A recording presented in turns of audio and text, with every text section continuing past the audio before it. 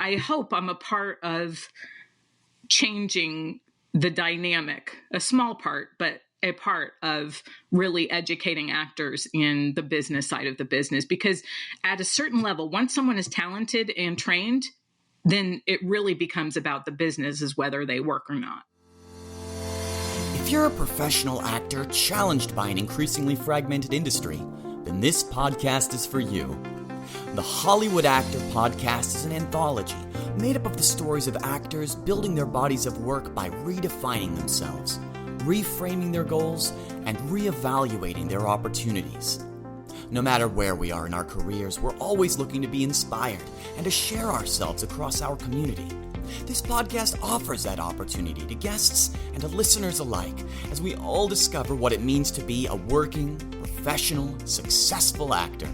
This is Jamie Young, and you're listening to the Hollywood Actor Podcast.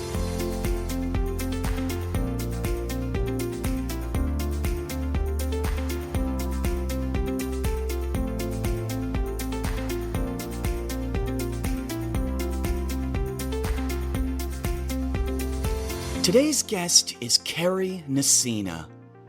Kari's an actress, producer, and an IMDb coach and business coach for actors. An award-winning actress, Kari has performed extensively on both stage and screen, with hundreds of credits to her name. As a sought-after industry expert, Kari teaches actors many of the skills they need to succeed in this digital era. Sign up for her free actor list at actortransformation.com and look out for her upcoming IMDb for Actors training program. Now let's talk with Kari Nissena. I've been an actor since I was little. And I started out going to see children's theater as a little tiny person. And then I fell in love with it, and I said, I want to do that. So a good portion of my childhood was every Saturday doing a play. And from that play, then I would go, like, we started at like 7:15 a.m. because it was children's theater on Saturdays. And then after each play, then I would go off to train and that was for like being tiny to teenager years. And then the teenager years, we went into, we had teen groups. And then of course, the drama club and anything I could get my hands on. So I really find value in it. For those of you who are in smaller markets, I really believe you just got to find wherever the goodies are, wherever there is anything in your area, and take it and grab it as much as you can. And now online, we have so much that's available to us, like this podcast. There's so much that we can now learn just for free, just on our phone, on our computers. It's amazing. Yeah, I've heard directors talk about going to film school back in the day that's how they got access to that equipment. And so now there's not as much of a reason to go to film school because you have much better access to equipment, obviously. And you can get those experiences on the ground while you're making those little commercials or short films. Yeah. It's kind of a parallel in a lot of ways. I really do believe that most of the time nowadays, it's much better to just jump in and learn on the job. And we all need training. I'm not saying not to train. I love every second of the training that I've had, and I've had a ridiculous amount for my whole life. It started young until now, but there is something to be said for sometimes you just need to go and just do it, where sometimes learning from maybe institutions where they don't necessarily know what it's really like to make a living as an actor, it's more theory. It can be more, they say there's a joke out there, but you learn sometimes in acting schools how to be an actor like in the 16th century. Right. And I gotta kind of agree with that. It's one of those things that sometimes you get out of a certain kinds of training, and a lot of actors are then floating around wondering, okay, now all that stuff that I learned, how do I actually turn it into a real career? And that's where the true challenge is, I believe, because there's no shortage of talent. Like, in LA and Hollywood, come on. It's usually the best of every high school, every college, every community theater, comes out here. And they were the best of the best in their small town. But here, you got to find a way to get the work. And that's a way different thing to learn. It's a completely different skill set to treat your career like a job and a profession and a business than to, let's say, why we fell in love with acting in the first place. Why did we fall in love with it in the first place? Is because we got to do it on stage. We got to do it in class, and we got to feel all those emotions, and we got to do what we love. But then when we come out and try to make it a profession, it becomes very much, okay, well, why don't I get that? Why don't I get to do more of that? Because then it becomes a different goal. It becomes a different goal to get to do that on a regular basis and to get paid to do it. So I find that's fascinating. I find that one of the most interesting things about being an actor is the kind of difference in what it appears versus what it is. Right. Well, here in Hollywood, I mean, we're playing at the Olympics of our industry. It's the cream of the crop. Come here and survive here. Yes. But what keeps us going, I think, is returning to that love, that initial spark, and trying to nurture that for ourselves. Because sometimes the business can affect us negatively. It helps us plug in to a certain degree. But if it homogenizes us, or if it attacks our personality and turns us into something we don't even want to be, and then suddenly we don't know why we're pursuing what we're pursuing. That's so well said. It's so well said, because you can get amnesia. Like, wait, why do I love this? Yeah. So you have to still do the things that are the reason why you love it. Right. You have to stay in a nurturing environment. You have to, stay in a class that makes you feel good about what you're doing. You have to continue to act, even if it's only that 2 minutes in your audition today. You have to know that that's an opportunity and that's a chance to act. That's not a drudgery, right? That's Exactly. a privilege, It's a privilege. Yeah. But you got to seek out those privileges. You got to make them for yourself. And we're going to be talking about that throughout the podcast. Yeah. And you found that initially trying to nurture that spark that you got from going to children's theater. You're like, I'm a child.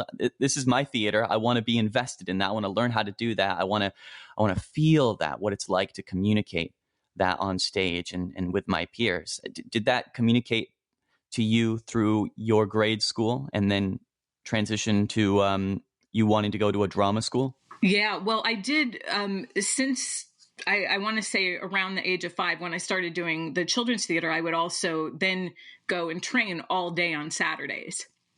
So that was pretty much every Saturday of my childhood. So then I got to go, okay, I did my show for the day, and it was, a paid show. It was wonderful theater. And then I would go off and learn how to fence and learn how to do speech and mime, and which is kind of funny, and Shakespeare and movement and acting and film and all that stuff. So it was like nothing but nurturing. It was very exciting and always, kind of a joy to look forward to. That is so eclectic. Yeah. That was almost a drama school, a conservatory experience that you were going through as you were going through the grades? Yeah, just as, but only That's on incredible. Saturdays for the most part, other than rehearsal for the shows and stuff. But yeah, Okay. Unfortunately, that was such a good place, and it doesn't exist anymore. But it was the Florida Academy of Dramatic Arts. It was amazing, and it was that built into also doing shows later on, doing tours. I got to do a tour with a blacklight theater company, which I know a lot of people haven't seen those shows, but they're amazing, where it's the whole stage is all black and all you see is like, you see creatures and you see fish swimming through the stage and stuff, but that's all movement. And Wow. and it was not a national, it was an international company. I didn't Mm. get to go to, they went to Prague and all kinds of stuff. I didn't get the privilege of doing that, but I got to do some local stuff. And that was amazing, Wow. Yeah. How experimental. How artistic. Yeah, totally. Totally. Jeez. And it's like one of those things that you might see like on America's Got Talent or something, it's like one of those big troops. But what a cool just thing to have out there in the world, And it course. didn't matter which language you spoke. That's why it was a really good Mm-hmm. international project. Wow. So that was really cementing your idea of, I want to be a performer. This is extremely creative. I'm getting all of these, I'm feeling all of these emotions as a human on the stage, and I get to explore my creativity night after night, and those different types of classes, fencing, mime. You're really exploring the world at such a very young age. Yeah. And I got to actually get paid to do crazy things like mime, which I wasn't even good at. But they would hire me because they knew I was from that school. So Sure. I got hired for like corporate gigs and stuff. And I'm like, what am I doing here? I'm like, I'm not even good at mime, but who cares? Hey, it was like $100 as a kid, which is pretty good. Yeah. And who else has studied mime? A show of hands. Come on. Yeah. I couldn't do it to save my life right now, but it was kind of cool. It's nice to be making money as an actor at that young age. Yeah. Well, through my grade school, when they even did have a drama program, it was extremely basic. Maybe bringing up some of the larger Shakespeare plays and talking about what the stage was. We didn't even have musicals or plays at our high school. So going into like my college experience was really opening that doorway into the breadth of what performance studies was. And it seems like you got that at a very early age, and then you started to specify that for yourself. Did you know that you did then want to go to a drama school, or you were looking for a typical university experience after you graduated high school? No, I knew I was like a 35-year-old in a 5-year-old's body. I was one of those weird kids who was like already an old person, So I knew at the age of 5, I was like, okay, so this is what I'm doing for the rest of my life. And this is what we're going to do. And I would look for everything that was in a 100-mile radius, even though there wasn't a lot, I would grab onto anything I could get my hands on. And even as a kid, I would order Backstage magazine and I'd have stacks and stacks, and I would just dream, I'd go and circle the auditions that I was right for, but I couldn't go to them because they were 3,000 miles away. Right. But it was still someday, okay, this is what I'm working towards. But yeah, so I always knew for my the way that I am as a person, that there was no reason for me to go. For me, I'm not saying for anybody else, but for me, there was no reason to go to a normal college to get a normal degree, because there was never going to be anything else I was ever going to do. So for me, that would have been just a waste of time and money. So when I went on a New York trip with my teen performance group, and we looked at different places, and I saw a conservatory that I really liked. And I'm like, okay, so that's where I'm going to go. I'm going to audition for that, and they're going to accept me, and I'll get in. And then I guess I'll move to New York. And that's how it happened. But for me, it was okay, I just wanted to get as close as I could to the action of where the jobs were. That was the priority, because there was no other option for me. It was written, So yeah. I've never been a huge fan of the get something to fall back on. I know it's a controversial topic, and I know for a lot of people that might be the way to go, but at the same time, we're here for only a short time, Yeah.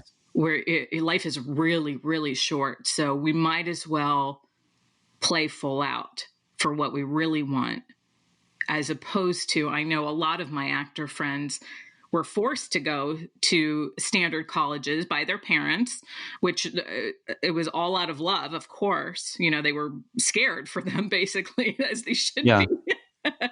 As any loving parent should be about a career as an actor. But sometimes, and maybe it was right for their constitution and how they think about the world and everything, but sometimes it wasn't right for them, and it ended up being okay. Now I'm $100,000 in debt and lost 4 years, Right. for some people. So I really think it's on a case by case basis. And our American society really perpetuates that, the need to go to a college to get a bachelor's degree to become successful. And our parents, when they did that, or they wished they'd done that, it was a lot cheaper back then. It was a lot more of a thing of pride. Yeah. Something that really did unlock doors. And now it's just become such a mill. I think people really do have to assess why they are going to college, what they're trying to get out of that college experience. Exactly. And what are they doing it for somebody else, or are they doing it for themselves? Exactly what you said. What is the goal of doing it too? Mm-hmm. What do you want to leave those couple years with? And you already had those firm goals in place because you'd had so much of an eclectic experience within the specific art form of the performing arts. Yeah. And then you're getting backstage because you're looking at absolutely anything you can get your hands on. And Backstage is based in New York. You're hearing about New York City for all those years leading up to you eventually making that big move to the city. Did you move there for your conservatory? Yeah, I moved there for my training. And keep in mind, for those of your listeners that are younger too, I also worked my tail off on survival jobs in the industry, even as a kid. Like my first W-2 was at 13 years old, waiting tables, and then managing a theater box office at 15,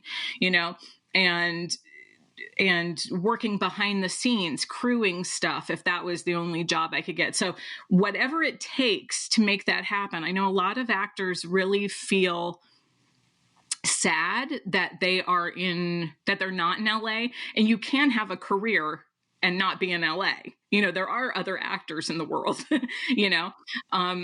so it's not necessarily all or nothing. But I think that the determination and the work ethic has to be phenomenal. There's no room for lazy in an acting career. There's just no room, So however it manifests for individual actors, they got to be going after it and really knowing that Spielberg isn't going to walk in your living room. You have to go out and find him. Thanks for listening to the Hollywood Actor Podcast. If you enjoy this content, don't forget to rate and review on Apple Podcasts or wherever you're listening.